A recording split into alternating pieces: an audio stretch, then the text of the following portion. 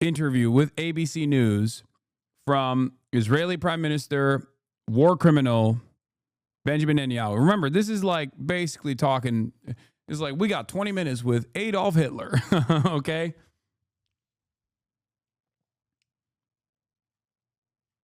Let's take a look at what Adolf Hitler has to say. ABC News. As it has decided to move its troops into Russia in the middle of the winter. One final push, Adolf Hitler says. Surely this won't backfire. Exclusive. Earlier today, ABC News chief Washington correspondent Jonathan Karl sat down with Israeli Prime Minister Benjamin Netanyahu. The Prime Minister is talking about the battle with Iran and the effects it's causing around the world. Here's Jonathan's interview in full. Now to an ABC News exclusive. I'm joined by Israeli Prime Minister Benjamin Netanyahu, who comes to us from an undisclosed location in Israel. Mr. Prime Minister, thank you for joining us. Let me start with the news that has just come in. The Wall Street Journal is reporting that Iran has been urgently signaling that it wants to end hostilities and to resume talks over its nuclear program. According to the Journal, they have been sending... We don't know if he's actually in Greece. I think he probably is in... I think he's probably in Israel still. Like, I know the flight, like the Israeli Air Force One flew to Greece. But I don't know. He could be. I could see him hiding in Greece. I saw a video that he shot that was in Israel, but he could have shot that video before. I saw a video that he released that he shot in Israel outside. But once again, he could have shot that video beforehand, and maybe he's still hiding in Greece. I assume he is, but sending messages to Israel and the United States via Arab intermediaries. Have you received that message from the Iranians? Well, not directly, but I'm not surprised. I mean, they want to continue to have these fake talks in which they lie, they cheat, they string the U.S. along, and you know, we have very solid intel on that. But of course, they want to. they're stringing the U.S. along. They're lying. Their talk is cheap. You are Benjamin Netanyahu, man. Who are you talking about? You struck Iran amidst a denuclearization agreement that was taking place, brother. Fuck you mean? And then you flexed and you said, haha, we showed you. Haha, we showed you we were actually faking. We had no interest in a denuclearization agreement at all.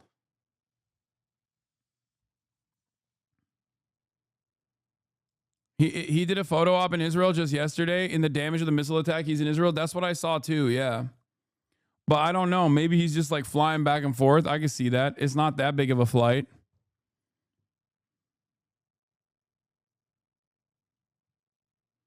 You know your history. Stop continuously throwing around the Hitler comparison. Have some grace. Fuck Bibi, but man, dude, 20 months of a live streamed child Holocaust. And there are still motherfuckers in here who are like, please, excuse me, don't compare Benjamin Netanyahu to Adolf Hitler. He is, okay? That is an apt comparison. Shut the fuck up. You should question what leads you to feel this way, as though like, what leads you to feel this way? Like how many children does he have to fucking murder with impunity for you to go, okay, at this point, you know, it's a valid comparison. It's an apt comparison.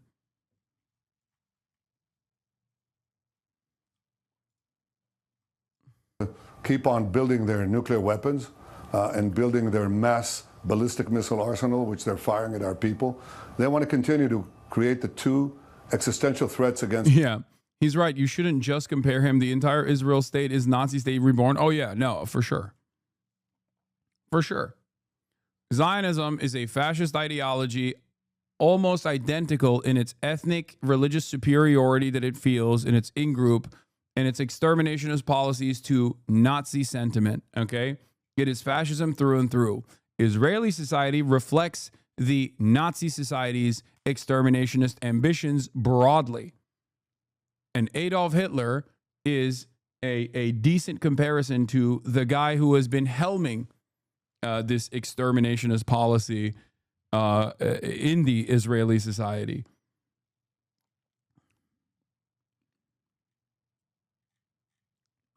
Hitler is not a uniquely evil person. There were and will continue to be Hitlerian people in the world whose anti-Semitism was only the avenue through which he targeted his evil. Such evil targeted through any other avenue is equally evil. Exactly. They're like the only reason why people get so mad about this, the reason why people get so butt mad about this is because, well, Hitler exterminated Jews and this guy is Jewish. You're fucking insane if you can't see that, like, it doesn't matter what the in-group, out-group dynamic is. What matters is the violence and the extermination that is taking place. Okay? I am not going to sit here and be like, oh, I'm sorry that your sensitive feelings are hurt.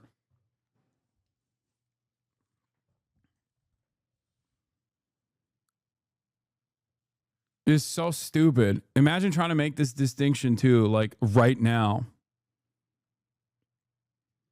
Israel while they're talking. That's not going to happen.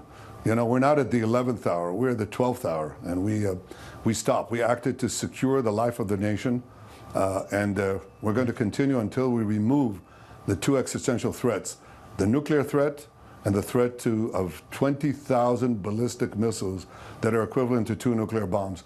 So they want to stop and keep it, but we are committed to removing those threats. So I think what I hear you saying quite clearly is there will be no end to the Israeli bombing of Iran until you have accomplished your objective here. You're not going to stop for peace talks. Well, look, we had the... Yeah, no shit. Wait, you're not going to stop for peace talks? Huh. I'm confused. Asking the fucking guy who literally hard stopped the denuclearization agreement that was in play by directly striking Tehran. Peace talks. We gave it a chance. Yeah. It's so, I am the dumbest baby on the planet. Okay. As an American reporter, I, of course, am the dumbest person you've ever encountered. And I am consistently going, what? What? Over and over again, as you tell me, as you bludgeon me in the fucking head with your overarching ambition of never-ending death and destruction. What? You mean to tell me you don't want to stop and do a ceasefire negotiation? I thought you wanted to release the hostages. I'm so confused. Do you not want to release the hostages? You've only killed the principal negotiator, refused to fucking bargain with the Palestinian position, even though it was endlessly fucking reasonable in order to fucking end the ethnic cleansing campaign 1,000,000 times since October 7. But even though you've done that over and over again, I'm still confused. Now they're doing the exact same thing. It's like they always hit a reset button. What? You don't want to end the hostilities with Iran? I'm so confused. What's happening? We've, clenched our teeth. We did everything we could to enable President Trump to negotiate the desired result, and that would have been preferable for us, and I think for everyone. But we saw in the course of the... Yeah, the preferable result is... handing pistols to everyone in high command in the in the Islamic Republic and having them kill themselves and then bring in, I don't know, the fucking Shah's son so that he can be the leader. That's the preferable position that they want. The negotiations, while they were negotiating with the United States, the supreme leader of Iran, Ayatollah Khamenei, tweeted almost every day, "Death to Israel." The talks were merely a facade. And we absolutely, if it could be achieved with negotiations, fine. But it wasn't being achieved, so we had to act to safeguard our existence. You would do the same. But over the weekend, we heard from President Trump on Truth Social say Iran and Israel should make a deal and will make a deal. We will have peace soon between Israel and Iran. Many calls and meetings now taking place. So if President Trump asked you to stop the bombing campaign to resume these talks, would you do it? Well, President Trump has been a great leader of the world, and a great leader and a great friend of Israel. And he put forward the terms very clearly in the negotiations. He said Iran cannot have a nuclear weapon. And in order for it not to have a nuclear weapon, it cannot have the capacity to enrich uranium, which is the prerequisite for nuclear weapons. Iran refused. It just refuses all the time. It cheats, and it continues to try to weaponize the enriched uranium they already have. They have 9 atom bombs worth of enriched uranium. They're working secretly, as we shared with the United States. They're working secretly to rapidly weaponize this. In a few months, they would have nuclear bombs. That's what they want to do. They want to continue stringing the U.S. along, build up those weapons. They don't want a seat at the table. They want to blow up the table. Well, specifically, they want to blow up Israel and purchase time. And I think the U.S. Shares the intel. I know they share the intel because we share intel with each other. If it's fake talks, obviously not. If Iran will relinquish the means to destroy our country, then obviously it's preferable to anything else. But that hasn't happened so far, and frankly, I doubt it's going to happen now. But he said... Once again, I have to reiterate this, but if Iran had nukes already, or if Iran was this close to having nukes, which, how can you look at everything that has unfolded so far and not think that Iran should have had nukes? Like... yeah, if Iran had nukes, Israel would not be able to fucking blow up Iran like it is doing currently. Okay? It is the very fact that it did not foolishly develop nukes after Israel kept saying Iran has nukes, Iran's about to get nukes for the past 40 fucking years. That is the reason why Israel gets to do whatever the fuck is doing in the region right now, including to Iran right now. Yeah. By the way, here it is. The Israeli censorship approves for publication that 3 Israelis were killed last night in a ballistic missile impact on the Bazan oil refining and petrochemicals company located in the Haifa Bay. Publication of the footage was also approved. The Bazan oil refining and petrochemicals company announced it has suspended activity in all of its facilities in the Haifa Bay after yesterday's Iranian ballistic missile strike severely damaged the central power plant. They hit it. They struck the fuck out of it. And they boomed it. This comes after, remember, this comes only after Israel struck the oil depot in Tehran. Israel struck the oil depot in Tehran, lit it on fire. Iran retaliated and struck the Haifa oil refinery. And they fucking hit it with the 5 Costco big booms. Iran and Israel should make a deal and will make a deal. How do you explain that disconnect? He seems very optimistic, in fact, seeming like he wants you to get back to the table and get back to the table now. You're saying there's no getting back to the table until the goals of the bombing campaign. Yeah, by the way, Iran sought U.S. pressure on Israel for ceasefire via Gulf states. Sources say, I told you this. Iran will. Remember when Benjamin Netanyahu, I think yesterday, was like, oh, Iran will never stop. They just want to blow up Israel, blah, blah, blah. And I told you, like, that's a fucking lie. That Iran would literally stop yesterday if America pressured Israel to stop. 100%. 100%. I-24 citing an American official, President Trump has given the green light to join the war against Iran. An American source tells Israeli I-24 channel that final preparations are underway for the United States to join the war between Iran and Israel. World War III incoming. The Iranian government denied that claim. I don't care. I do not care if the Iranian government is claiming that they did not actually request a ceasefire.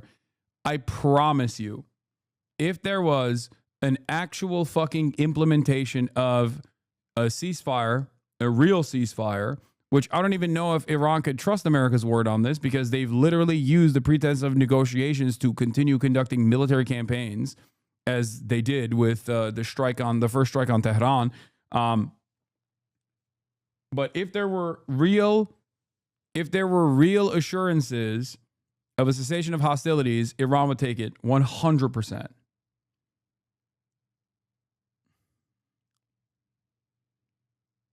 It is in their best interest to not go into a full tilt World War III style situation with America and Israel. They don't want that. They want to maintain their sovereignty. They don't want to have more of Tehran city blocks blown up. This time with American, with an American shock and awe campaign.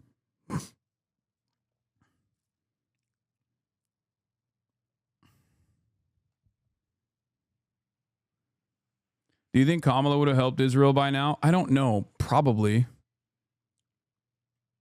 We have no way of knowing. We have no way of fully knowing. But what I can tell you is this. If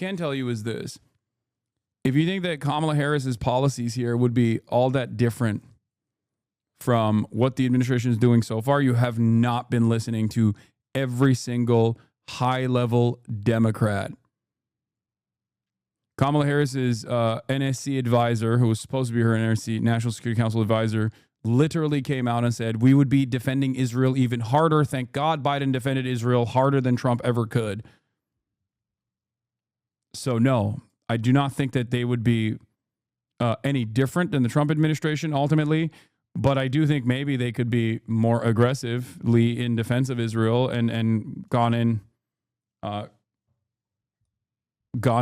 to strike Iran earlier than even the Trump administration. Who knows?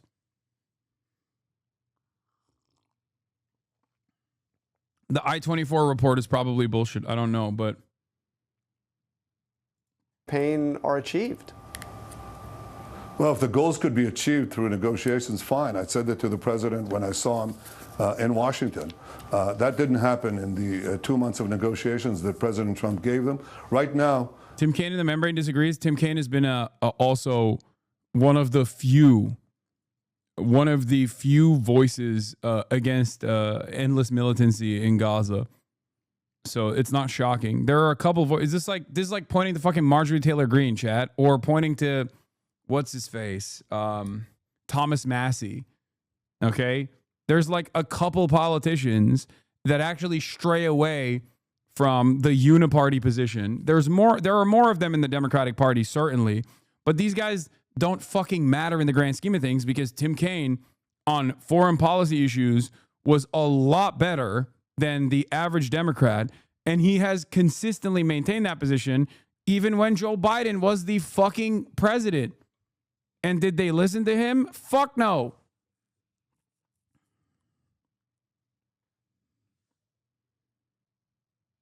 So yeah, his word is basically like Pete Welsh. You know what I mean?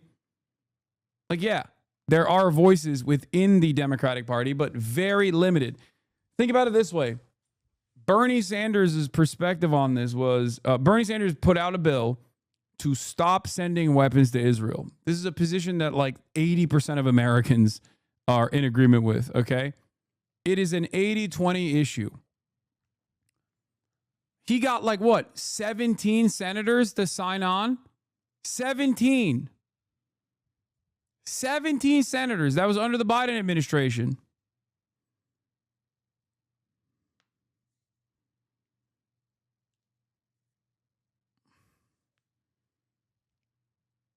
Do you believe Iran has successfully implemented deterrence, or are they suiciding by showing restraint still? I think Iran is restrained in its retaliatory attacks, and I think that ultimately it doesn't matter because America is. I foresee America joining the battle here. they thought that they could get away with it. They found that our very decisive and very precise military action against their nuclear program, against their ballistic missile program, is effective. So now they want to stop it and continue on the side to continue to develop those two means of mass death. Yeah.